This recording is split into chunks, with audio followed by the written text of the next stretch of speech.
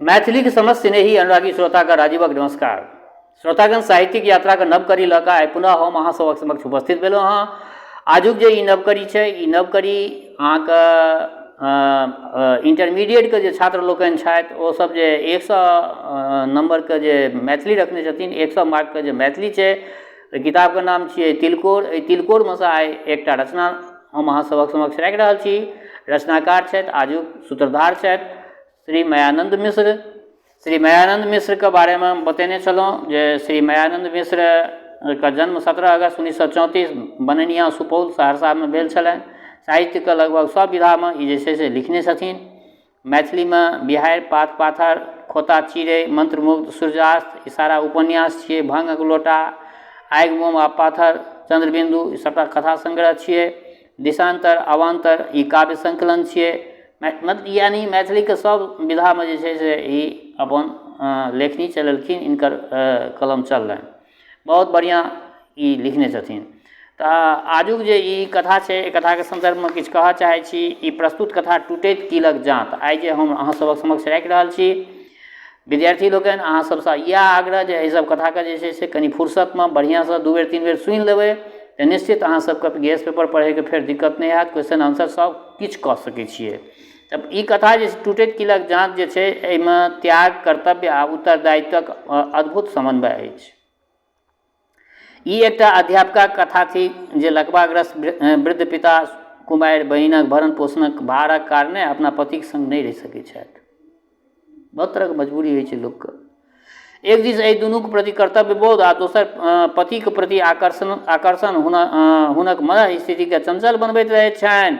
एकक निर्वाहसँ दोसरक विरोध भऽ जाइत छै। एना स्थितिमे हुनक मोन जेना टूटऽ लगैत छनि। परिस्थिति ओहि कीलक समान भऽ जाइत छनि जकरा एक संपूर्ण जाँतक गतिविधि अवलंबित अछि। वस्तुतः ई कथा आजुक व्यक्तिपरक विचारधाराके परिवारोन्मुख करैत अछि। ई कथा तऽ बेस लेल जाउ। ई कथा टूटैत कीलक जाँत। अंतिम घंटी बजबामे 5-7 मिनटक देरी छलै। रागिनी तमतमायल आकृतिये क्लाससँ बहरेली आ स्टाफ रूमक टेबुल पर किताब पटकि कुर्सी पर लद दऽ बैसि रहली। स्टाफ रूममे आर केओ नहि छलै, दाइयो नहि। ऊपर तकलक, पंखा बंद। मोन आरो घोर भऽ उठलै। स्विच धरि जयबाक एको रत्ती इच्छा नहि भेलै। पर्ससँ रुमाल बाहर केलक आ मुँह पर बुनबुनायल घामके पोछि लेलक। कानक आगूमे घाममे सटल केसक एकटा छोट छीन लटके बड़ विरक्त भावे यथास्थान केलक आ जोरसँ शोर पारलकै, दाइ। एक निमिषक पश्चात हड़बड़ायल सन दाइ चौखटि लग प्रकट भेल। का कहत हो? क्या कहूँगी तुम्हारा सर, कहाँ गुम हो जाती हो? पंखा खोलो। खोल देते हैं, घंटी नहीं लागल इसी से। घंटी नहीं लागल इसी से। तो तू कौन पूछने वाली होती घंटी नहीं लगी है? बड़ी दीदी हो तुम ही हो। जाओ भागो सामने से, डेविल इडियट कहीं की। हम ही को तुम अपना रूल समझा रही हो, घंटी नहीं लागी इसीलिए नहीं पंखा खोले। तो इसमें हमरा कौन कसूर है? बड़ी दीदी जी बुला लीन। नहीं जैन औरो किदन कहाँ दन बड़बड़ाइत दाइ स्टाफ रूमसँ चल गेल भनभनाइत। दाइके बड़बड़ायब, हाथ चमकायब आ कन्हाके एक विशेष ढंगे उचका के चल जायब रागिनीके बड़ हल्ला लगलै। विभत्स मोन खौझा उठलै, दाँत पीस कर रहि गेल रागिनी। ता मिसेज खन्ना अपन कानक रिंगके झटका दैत स्टाफ रूममे प्रवेश केलक। ये मिसेज खन्ना बॉस छथिन स्कूलक। आ स्कूलक कहबे केलहुँ जे शिक्षिकाके जीवन पर, प्राइवेट स्कूलके शिक्षिकाके जीवन पर आधारित ई कथा छै। बड़ा मर्मस्पर्शी कथा छै, तैं लऽ कऽ ध्यानसँ सुनियौ। ता मिसेज खन्ना अपन कानक रिंगके झटका दैत स्टाफ रूममे प्रवेश केलक। एकटा विशेष पोजमे कुर्सी पर बैसल आ पर्ससँ सिगरेट बाहर कऽ ठोरक कोन पर राखि सलाई हाथमे लऽ लेलक आ शुद्ध खड़ी बोलीमे, जेनाकि ओकर आदत छै बाजल, आइ तऽ अहाँ इफ यू डोंट माइंड इट बीचमे क्लास छोड़ि कऽ चलि एलहुँ आइ। रागिनीके मिसेज खन्ना उलहन देलकनि। थुल शरीर वाली आ सदिखन ईयर रिंगके झटका देवे वाली, ठोरक कोनमे सिगरेट पीवे वाली, अपना पतिके त्याग कऽ शहरक विभिन्न पुरुषके संग पुरुष मित्रसँ अपन रहस्यमय संबंध राखै वाली मिसेज खन्ना रागिनीके कहियो नहि सुहेलै। एको क्षणके लेल नहि जानि किया ओकरा देखते मोन वितृष्णासँ भरि जाइत छै। बाजल बीचेमे, के कहलक?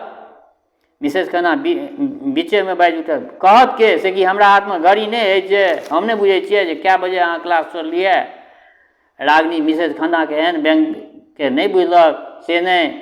जँ कोनो आन समय रहितै तऽ कोनो आघातो नहि लगितै, क्रोधो नहि उठितै, ओकरा अपना एकटा घड़ी नहि छै से बात ओकरा लेल कोनो महत्व नहि छै। पोरका कॉपीवला पाइसँ घड़ी किनबाक स्थितिमे आयल छल, मुदा हठात पटनासँ ओहि समयमे आबि गेलथिन पति खाली हाथ देख अपना लेल कीनब आवश्यक नहि बुझना गेलै आ संतोषो कम नहि भेलै। आ तकरा बादसँ ओहन स्थिति उत्पन्न भेलै आ न अवसरे भेटलै जे रागिनी घड़ी खरीद सकती। मुदा मिसेज खन्नाके तऽ साधारणो स्थितिमे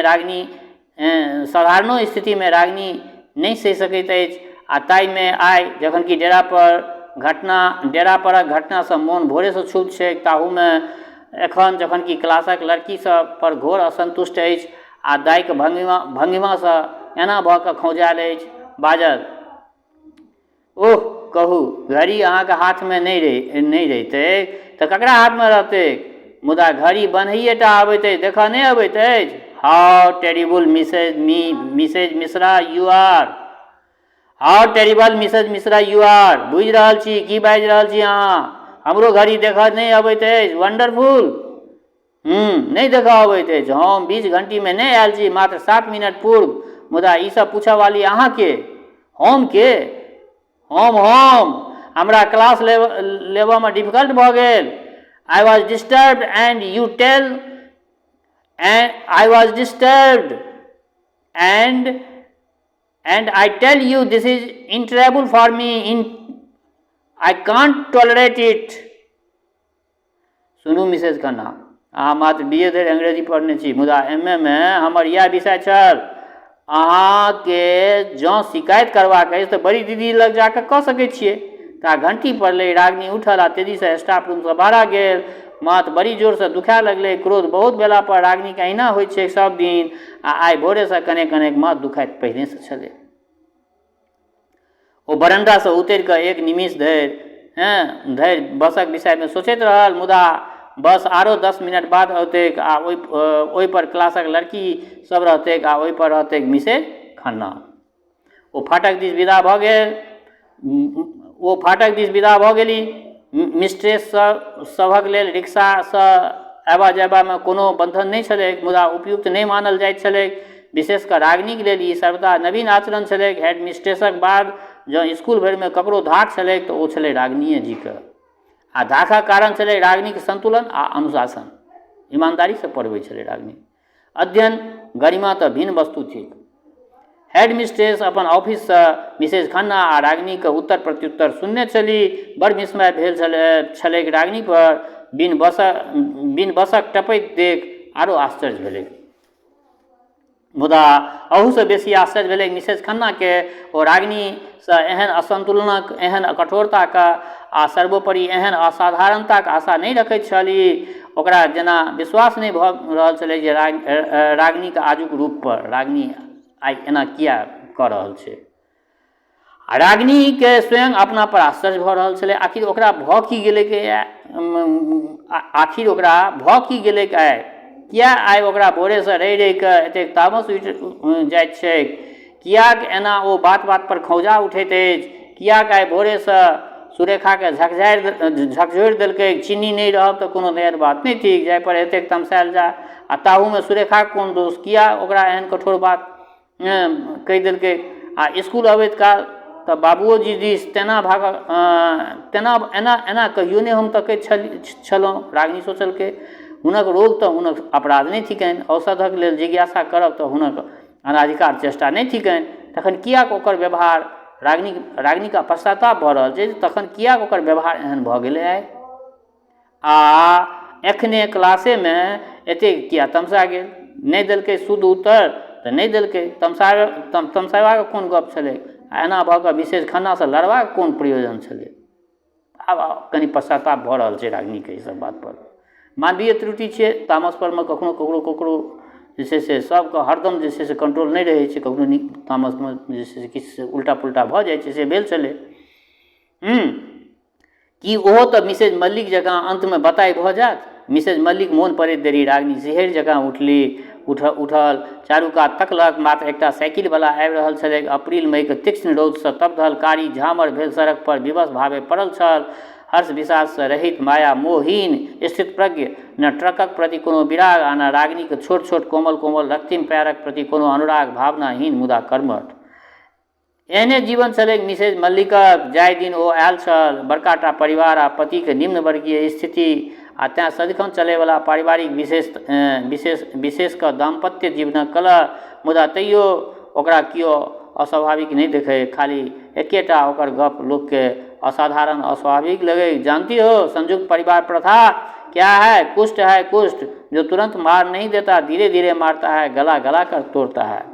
ओहि दिन में मिसेज मल्लिक के ई बात रागिनी के बड़ अधला लागल छलै, अनैतिक अवांछनीय लागल छलै, मुदा बेसी दिन नहीं सुना पड़लै। जाहि बर ज्वाइन केलक, मिसेज मल्लिक के स्कूल से हटा देल गेलै, मात्र अधिक हंसबाक कारण। एक दिन वो स्कूल आयल तो हंसते हंसते आ स्टाफ रूम में ता धरि हंसैत रहल जा धरि आँखि से नोर नहीं खसि पड़लै। नोर पोछि के बाजल छल, जानती हो मेरे पति ने मुझे छोड़ दिया है, अब तुम ही सब कहो 48 साल की होकर भला मैं 18 साल की मृदुला से कैसे होड़ ले पाती, उसके कंपटीशन में मैं कैसे खड़ी उतरती। तैं वो खूब हंसै छलै। मिसेज मल्लिक क्लास में अहिना हंसैत छलीह आ नोर 12 जेबाक बाद मृदुला जीवन चरित उठा लैत छल। क्लास में ई शिकायत हेड मिस्ट्रेस लग पहुँचल छल, हेड मिस्ट्रेस सेक्रेटरी लग, फेर जीबी लग, आ जीबी से निर्णय भेलै डिसमिस, यानी ओकरा हटा देल जाए। आ मिसेज मल्लिक वाला पोस्ट पर घुरती साल रागिनी के कन्फर्मेशन भेटलै। हाँ, नहीं तो ओहिना नहीं जानि कतेक दिन धरि टेम्पोररी रहि जाता, मिस कल्पना एंथोनी जकाँ एहि स्कूल से ओहि स्कूल, ओहि सेक्रेटरी लग से एहि सेक्रेटरी लग। रागिनी कैंप उठल। मिसेज मल्लिक जाइत जाइत बड़ भारी उपकार कऽ गेलै, मुदा मोन में बड़ भारी अशुभ शंका देने चल गेलै। संयुक्त परिवार आ कुष्ठ रोग, मुदा ओकर परिवार तो संयुक्त नहीं छै आ न पिता के कुष्ठ रोगे छै। आ सेहो तऽ ओ स्वेच्छा से अछि। पति तऽ अहियो बेर नौकरी छोड़ि कऽ पटना चलऽ कहने छथिन। अजमेर में आ पटना में कतेक दूरी छै, लगले लागल आबि जायब कोनो संभव भऽ सकै छै। आ ताहू में सेक्रेटेरिएटक क्लर्की, आ ताहू में सब मास गाम से आबैवला चिट्ठी में अधिक टाका पठेबाक आग्रह, गाम पर वृद्ध माता पिता, भाई बहिन, पिति पितियन आ दाही रौदी, जाइत खेत पथार आ सौंसे कुल परिवारक कुल शिरोमणि, पटना सेक्रेटेरिएटक मामूली सन क्लर्क, पटना के खर्च आ स्वाभाविक दयालु। आखिर ओहो कतेक दिन धरि दया कऽ कऽ हमरा एतऽ रहऽ दऽ सकैत छथि। वस्तुतः हुनक कहब सर्वथा सत्य अछि जे हम मात्र ककरो पुत्रिएटा आ बहिनेटा नहि छियै, ककरो पत्नियो थिकियैक। आइ धरि हुनका हम कतेक की एहि पत्नीत्वक नाम पर दऽ सकलियनि अछि, आ स्वयं हम अपने कतेक की पाबि सकलहुँ अछि कि इएह थिक जीवन, इएह थिक जीवनक अर्थ, कि एहि जीवनक लेल एतेक दौड़ बढ़ा, चिंता व्यवस्था, राग उपराग। मोन में भेलै जे एखन जँ कतहु मिसेज मल्लिक भेटता तऽ भरि पाँच पकड़ि लितियै आ कहितियै, ओ मिसेज मल्लिक चल आओ अहाँ अपना जगह पर रह दिअ, हमरा टेम्पोररी नहीं चाही, हमरा ई परमानेंट, हम आब उबि गेल छियै नौकरी से। रागिनी चौक लग आबि गेल छल। ओ एकटा पैघ सन निश्वास लेलक आ लग में आयल एकटा रिक्शा पर बैस रहल आ बाजल, मिशन चलो, आ पर्स से रुमाल बाहर करय लागल। मिशन कहैत देरी एति काल से बिसरल रागिनी के अपन डेरा आँखिक सोझा में साकार भऽ एलै। छोट छोट 3टा कोठली वाला डेरा के बाहरी वाला कोठली में लकवा से मारल, मात्र अर्ध शरीर से जीवित तथा दम्मा के तीव्र आक्रमण से लड़ैत, अंतिम भोगैत जर्जर वृद्ध पिता आ निरंतर अपराधी भावना से ग्रस्त रहे वाला 2टा थाकल आ शून्य दृष्टि, जेना पिता के ओहि हालत के देख कऽ बुझाइत छलै दृष्टि में प्रचंड बिहारिक हाहाकार आबि कऽ बैस गेल हो। जेना ओहि दृष्टि में पतझड़क कोनो साँझ सबटा उदासी उतरि आयल हो, जेना क्षुब्ध समुद्रक संपूर्ण आक्रोश औना रहल हो। रागिनी के लगलै जेना दर्द से माथक सिरा फाटि जेतै। दुनू तरहत्ती से दुनू पुटपुटी के दाबि लेलक। ओह, कहि नहि कतेक दिन धरि ई भोग लिखल अछि, एतेक औषध आ एतेक संयम, एतेक परिचर्या आ एतेक दीर्घ जीवन। कोना ओ बाबूजी के छोड़ि कऽ पटना चल जायत, कोन उपाय हेतनि हुनकर। आ सुरेखा ओहो ककरा पर रहत कि जेठ बहिन भए कऽ हम जे जन्म की जेठ बहिन भाय भऽ कऽ नहि जन्म लै छै, बस 1 वर्षमे एकरो विवाह भऽ जेतै, इहो रेखा ओ अरेखा जकाँ पतिक संगे चल जायत, तखन बचला बाबूजी आ हम, बस किछु दिन फेर अन्हरिया बीत जेतै, भोर भऽ जेतै, भोर हेतै, पटना जायवला भोर हेतै।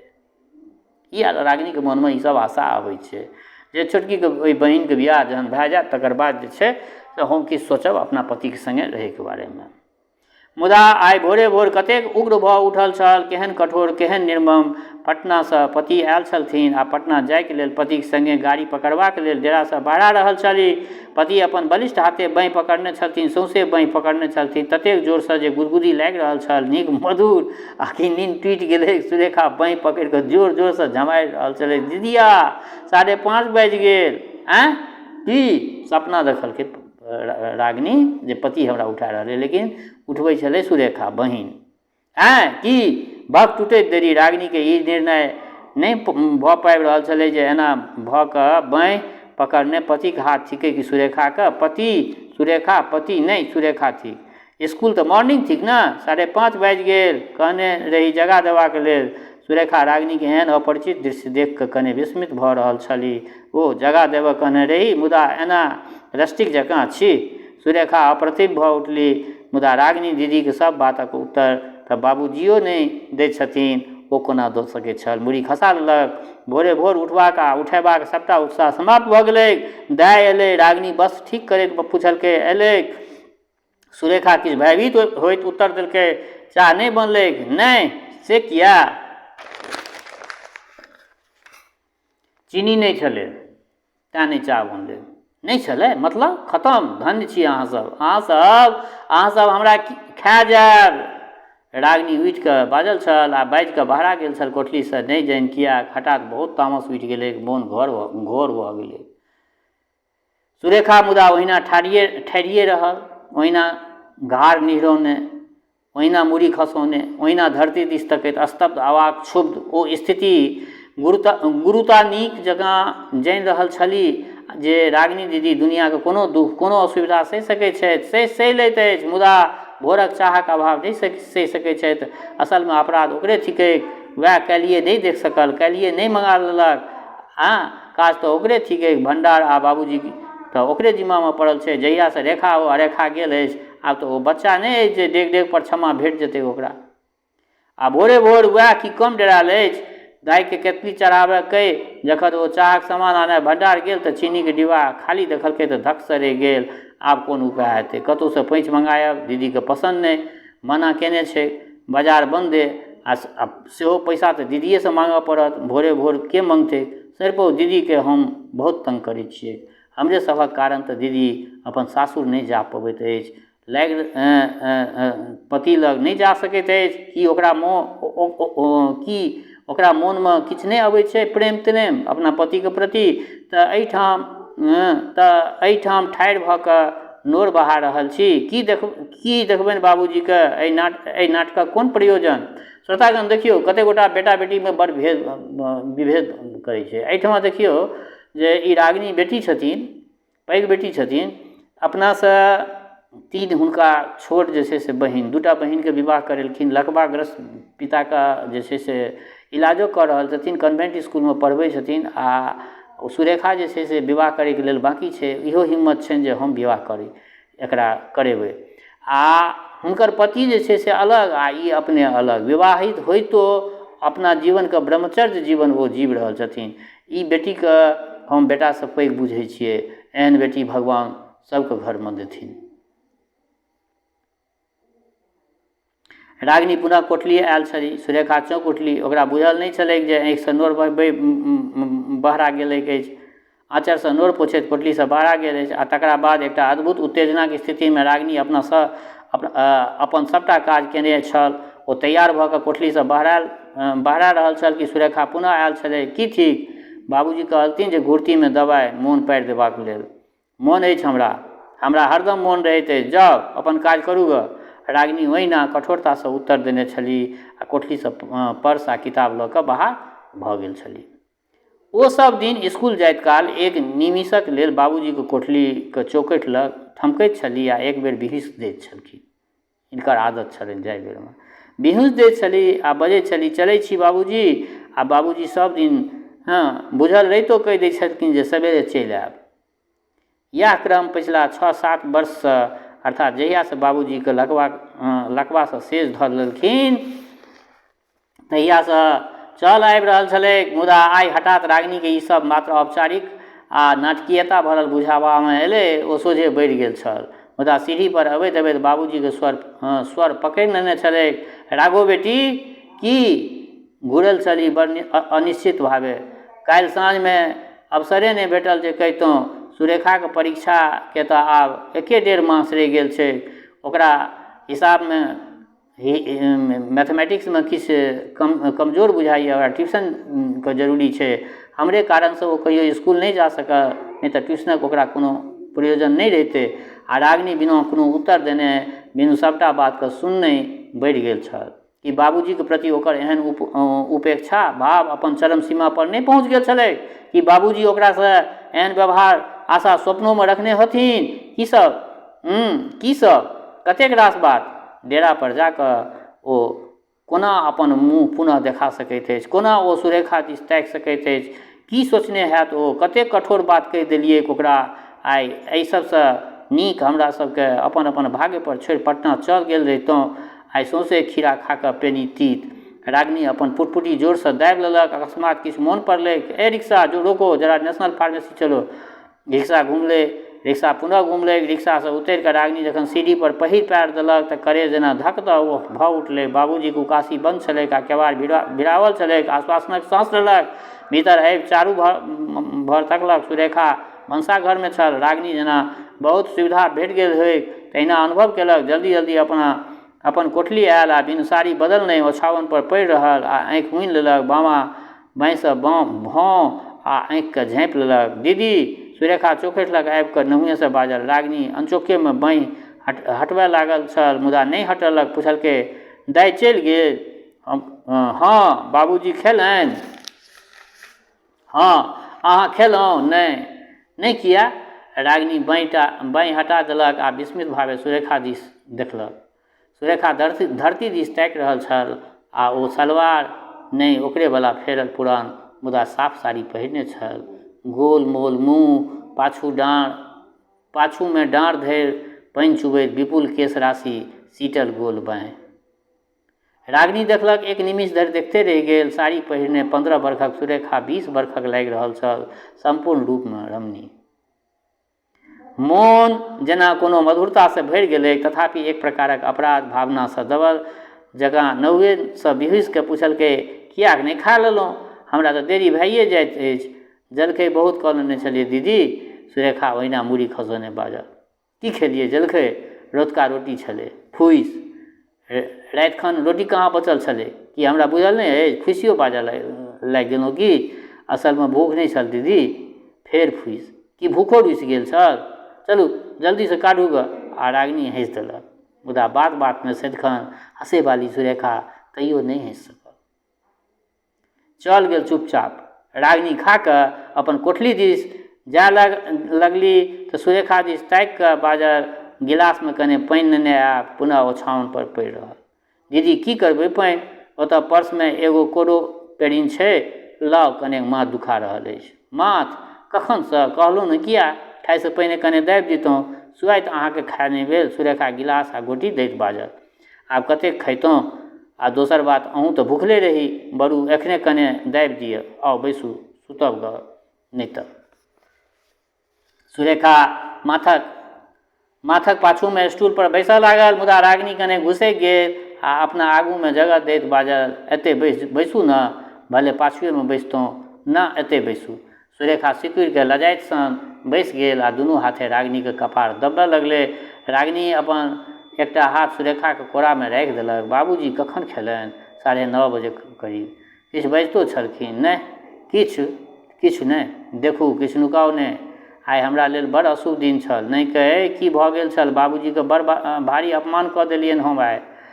आ ओ जँ क्षमो कऽ दैत तथापि हम अपनाके क्षमा नहि कऽ सकैत छी। आखिर ओ की सोचने हेथिन? कोनो तेहन बात तऽ नहि भेलै किछु। अहाँके स्कूल अबेर भेल जाइत छल, की करितियै? कतेक काल धरि ठाढ़ि रहितियनि? मुदा हम कमसँ कम उत्तर तऽ एको शब्द दऽ दैतियनि ने। चौकठि लगसँ हुल्कियो तऽ मारि लितियनि। असमर्थ व्यक्ति पर बड़ भावुक भऽ जाइत छै कि ने? मुदा हम कोनो तेहन बात कहाँ देखलियनि। केहन दीप खेलथिन अछि खाली खाइत काल। की खाइत काल? हमरा कहलनि जे अहाँके बहिनक सुविधाके ध्यान राखक चाही। ओ हमरे लोकनिक मात्र सुविधाके लेल एतऽ असुविधा उठा रहल छथि। तऽ बाबूजी सन लोक एतेक कहि देलनि, आब की कहता? मुदा अहाँ जे बुझै छियै से बात नहि। हुनका किछु आभासे मात्रटा भेलनि। किछु ठीक बुझि नहि सकलथिन से कोना? अहाँके जाइते देरी हम कहि देलियनि जे आइ दीदीके आधा घंटा लेट भऽ जेतनि, तेँ बड़ हड़बड़ाएल गेली अछि। रागिनी गर्वित होइत भऽ उठली। सुरेखा दुनू हाथ पकड़ि कऽ अपन छाती पर जोरसँ दबा लेलनि। बाजलनि जे अहाँ किया कहलियनि? ई तऽ सत्य नहि छलैक। सुरेखा बाजल नहि किछु मूड़ी खसा लेलक। बाजल से अहाँ किया कहलियनि? ई तऽ सत्य नहि छलैक। सुरेखा बाजल नहि किछु मूड़ी खसा लेलक। मुँह लाल भऽ गेलैक। अहाँक सलवार की भेल? नहि अछि। दुनूटा एके बेर फाटि गेलै, जेना बड़ जाकर माल होय लगले फाटि गेल। तऽ आब कतेक दिन चलितै? चलू परसू हमरा संगे बाजार। परसू पे भेट रहल अछि। मुदा की? हमरासँ बेसी आवश्यक दाइ छै। ओकर 3 मासक दरमाहा बाँकी छै। हम एहि मास अहाँवला पुरनका नुआ सबसँ काज चला लेब। हमरा स्कूलो तऽ नहिए जयबाक रहैत अछि। रागिनीके नहि रहल गेलै। आँखि डबडबा एलै। सुरेखाके खींच कऽ अपना छातीसँ साटि लेलक। अत्यंत ममत्वपूर्ण आँगुरसँ माथ हँसौतैत बाजऽ लगैत अछि, अहाँ अखने बुढ़िया भऽ गेलहुँ अछि सुरेखा। हमर छोटकी बहिन। सबटा भऽ जेतैक। भगवती छथिन। काल्हिएसँ मिसेज श्रीवास्तव सेहो औती। अहाँके हिसाब पढ़ा देती। नहि, कोनो काज नहि छै। हुनक ट्यूशनके फी बहुत छनि। हमरा ओहिना काज चलि जेतै। देखै छी अहाँ बाबूजीके सत्यके मिथ्या बनाके कहि देलियनि, मुदा अहाँ स्वयं ओकरा मिथ्या नहि बना सकलहुँ। बताइ नहि तन। रागिनी बाजल आ दुनू हाथे सुरेखाके मुँह पकड़ि कऽ अपना मुँह पर राखि लेलक आ चूमि लेलक। दुनू गोटेके आँखि मुड़ायल छलै। दुनू गोटे एक दोसरासँ अपन आँखि नुकाबऽ चाहैत छल। ई दुनू बहिनमे प्रेम। एकटा एहन परिवार जे परिवारमे बेटा नहि छलै, बेटिए छलै, आ ओ शिक्षिकाके नौकरी कए कऽ कतेक स्ट्रगल संघर्ष कए कऽ जे छै से अपना सम्पूर्ण परिवारके चलेलखिन। तऽ ई कथा केहन लागल अहाँ सबके अपना प्रतिक्रियासँ जरूर अवगत करायब। संगहि जे परीक्षार्थी लोकनि छी इंटरमीडिएटके, जे 100 मार्कके मैथिली रखने छी, हम आग्रह इएह करब जे 2 बेर 3 बेर एहि सब कथाके जे सुनि लेबै। बहुत सारा लगभग बहुत सारा कथा ललका पाग सेहो अछि, ललका पागके सेहो सुनू। सीमक लत्ती सेहो देने छी, श्रीमती उषा किरण खान जीके सीमक लत्ती देने छी। आर कए गोट कथा सब देने छी। तऽ एहि सब कथाके 2 बेर 4 बेर कए कऽ सुनबै तऽ अहाँ सबके क्वेश्चन आंसर करैमे कोनो दिक्कत नहि। हमरा ख्यालसँ 80 ज्यादा मार्क निश्चित आबि जायत। एकटा बात बुझि लियौ, अगर लिटरेचरमे अंग्रेजीमे अगर 60सँ ऊपर मार्क 70 आबि जाइए आ एहिमे 80 आबि जाइए तऽ 150 मार्क अहाँके एहिमे आबि गेल 2 सब्जेक्टमे। तकर बाद अहाँके फर्स्ट डिवीजनके लेल सिर्फ 150 मार्क चाही। से 150 मार्क अहाँके 3 गो सब्जेक्ट अछि, 150सँ बेसी मार्क 200 मार्क आबि जायत। बढ़िआँ डिवीजन भऽ जायत। ताहि लए कऽ साहित्य पर सबगोटा ध्यान दियौ। साहित्य जे 200 मार्कके अछि इंटरमीडिएटमे, एहिपरमे सबगोटा ध्यान दियौ। दोसर बात, हमर श्रोता चाहे गाँवमे रहै छी वा प्रदेशमे, देशमे रहै छी वा विदेशमे, जतऽ कतौ रहै छी, स्वस्थ रहू, निरोग रहू, अपना आचरणके पवित्र बनेने राखू। माता जनक नंदिनी जगदम्बा माँ वैदेही कृपा सदिखन अहाँ सब पर बरसैत रहए। शुभकामनाक संग जय मिथिला, जय मैथिली।